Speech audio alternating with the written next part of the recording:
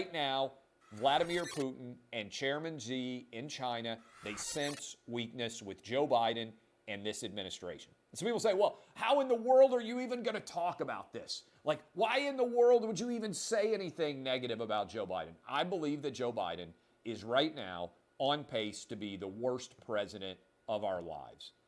I think worse than what Jimmy Carter has accomplished. If you consider Afghanistan, if you consider right now what's going on in Ukraine and may go soon, unfortunately, on in China and Taiwan, if you consider what's going on with the murder rate in our country, with the border having more people coming across it illegally every year so far with Biden than it has any year before, and you also contemplate the failures of COVID and 7.5% inflation, what has Joe Biden touched that has worked well?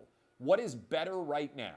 Regardless of how you voted, Democrat, Republican, Asian, Hispanic, black, white, gay, straight, male, female, what out there is better in the United States today than it was a year ago? I can't think of a single thing. Maybe you can argue that you've got a small measure of recovery in terms of the stock market, right? Stock market's up a little bit compared to where it was when Joe Biden took office. It's come back down over 10% so far this year, but had a decent year last year. It's probably the only thing you can point to. Stock market, S&P 500, not a total disaster there. And thankfully, the stock market seems to have come back a little bit in the hope that this Ukrainian incident is not going to last forever and not going to spiral into a larger conflagration in Europe involving NATO, involving Western Europe. How exactly all of this is going to play out ultimately comes down, I believe, to weakness.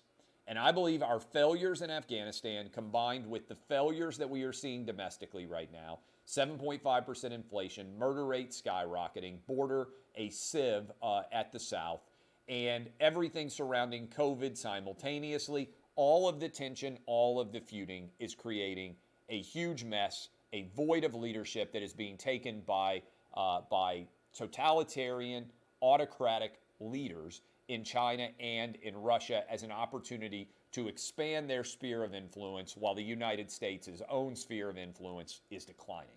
That is what I believe the consequences of American foreign policy malaise actually represent. More danger for people around the world because the United States is not at its apex status. And when that happens, other people are going to take advantage of perceived weakness. Now, I don't think that's not being patriotic, right? Some people out there saying, oh my God, we've got Ukraine being invaded. How can you be anything other than patriotic? Well, I don't believe that patriotism requires mindless agreement with whoever is in a position of power. Our leaders right now in the Biden administration, I believe, are making a lot of very poor choices, and their weaknesses that have been exacerbated over the last 16 months or so are being taken advantage of now by Putin and potentially by Chairman Xi in China. The most significant detail that just came out of that Biden teleprompter reading and then taking questions afterwards was when he was asked about his relationship with China and whether he was asking China to help with Russia, and he chose not to comment on that. You can go watch that video up on my Twitter feed at Clay Travis. That suggests, as I said earlier, we know Putin and Xi were in Beijing together for the start of the Winter Olympics. We know that Putin waited until the Winter Olympics ended to officially begin his invasion. We know that there is some form of rapprochement, some form of allyship that may be existing right now between Russia and China.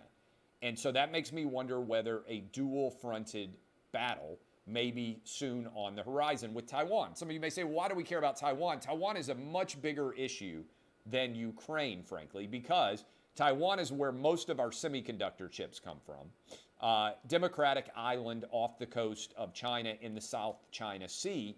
And right now, China is starting to fly airplanes over Taiwan to send a message that they consider that to be Chinese airspace, and they consider Taiwan to still be a part of China.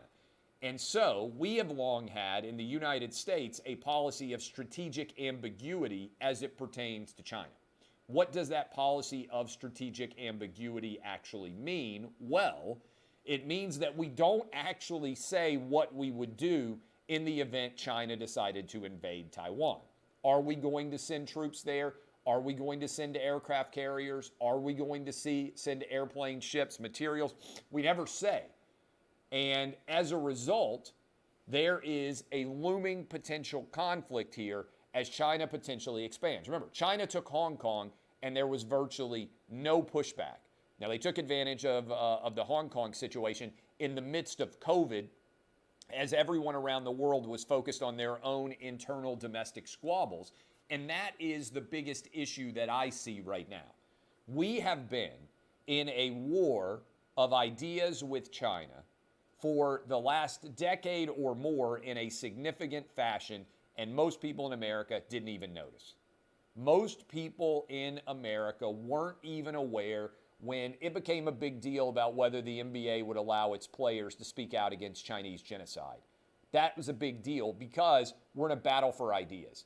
And United States citizens who are NBA players are very comfortable ripping the United States to high heavens, but they won't hold China accountable. When Hollywood studios decide to change storylines, such as whether or not there are villains from China, when they are willing to change entire plot points to try to get their movies on in Chinese theaters, when China is reaching its long arm outside of China and policing what people are saying on social media when they are in school in the United States. China is policing what their people are able to say when they are stretching outside of the bounds of their own country and trying to remake the geopolitical world order. We have failed because China for a decade has been punching us in the back of the head, and they've been exploiting our social media, and they've been using our social media to tear us apart internally in this country. While they rise, they've been pulling us down, and most people haven't even been able or willing to recognize what is actually going on inside of China. So we have now reached the point where China and Russia both feel emboldened enough to reach out and try to expand their geographic reach in both Taiwan potentially, and certainly right now we are seeing in Ukraine.